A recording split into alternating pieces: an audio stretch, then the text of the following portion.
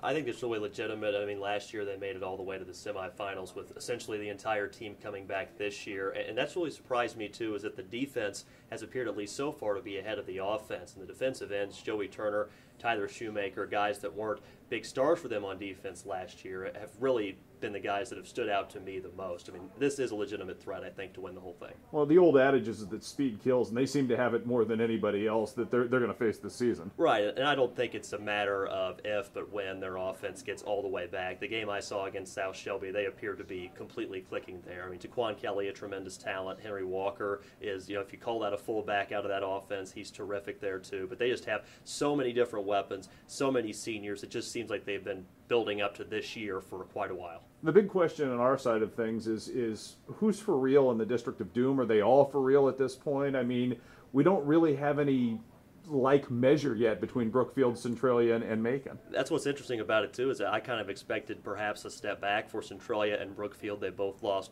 well over half their starters, and that hasn't been the case. I mean, we knew Macon would be here, but for Centralia and Brookfield to be undefeated, and how they've been undefeated is impressive. Centralia really had to work against Clark County. That's really, I think, more of a compliment to Clark than the fact that Centralia is going backwards at all. I mean, Centralia looked very impressive against a solid Class 4 team in Mexico, went over there and handled them pretty much from the beginning. Brookfield is rolling everybody so far. The Brookfield-Clark game is going to be a great test and a good measuring stick there to see where Brookfield stands too. But I think it's a very real possibility that all three of those teams could be undefeated again heading into districts. Clark County is a spread team, and they're going to give a lot of teams some problems with that, especially with Seth Williams throwing the ball all over the place. What have you seen defensively from Macon, from Centralia, and from Brookfield that you've liked? I mean, in total of those teams. Well, for Macon, we talked about the strength, their speed is kind of their strength, if you will. But they have that with those defensive ends too. Joey Turner and Tyler Shoemaker are impressive. Centralia, it's funny, you can say a name or two, but it just seems like anybody they put out there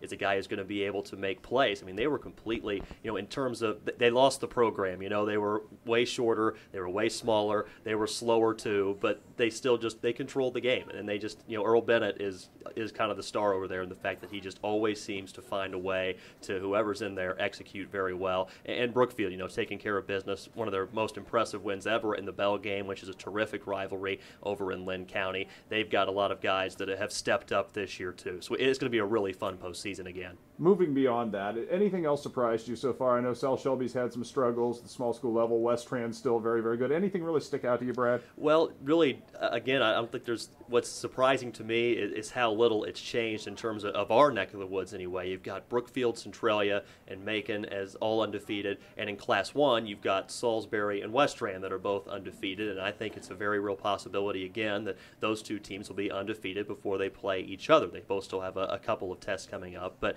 really it's been kind of more of the same for the most part, and that's kind of exciting for us because we had some great teams last year, and a lot of them have just kind of picked up where they left off. Last one for you. Best player you've seen? Best player that I've seen? Well, really, there's so many different options. It's hard to say because, like we mentioned, I kind of assumed that it would be Taquan Kelly or a Henry Walker, but Macon's offense hasn't really been all the way up to 100% yet.